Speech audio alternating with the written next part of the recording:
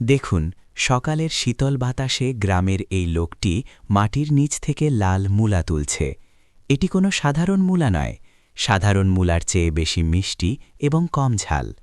এর গাঢ় লাল রং আসে প্রাকৃতিক অ্যান্টিঅক্সিডেন্ট থেকে, যা শরীরের জন্য উপকারী বলে মনে করা হয়। বাড়িতে এনে মূলাগুলোকে পরিষ্কার পানিতে ধোয়া হয়। তারপর এগুলোকে লম্বা লম্বা আকারে কাটা হয়। এবার এই টুকরোগুলোর ওপর লবণ মাখানো হয় এবং সারা রাত এভাবেই রেখে দেওয়া হয়। সারা রাত থাকার ফলে মূলাগুলো নরম হয়ে যায় এবং নিজের ভেতরের সব পানি ছেড়ে দেয়। পরের দিন এই টুকরোগুলোকে রোদে ছড়িয়ে শুকানোর জন্য রাখা হয়। যখন এগুলো ভালোভাবে শুকিয়ে যায়, তখন সেগুলোকে আবার পানিতে ভেজানো হয় এবং এরপর চিপে পানি বের করে নেওয়া হয়। এবার লম্বা টুকরোগুলোকে ছোট ছোট করে কেটে নেওয়া হয়। ওপর থেকে দেওয়া হয় লবণ, গোলমরিচ, মোটা লাল মরিচ এবং তিল দেওয়া মরিচের গুঁড়ো।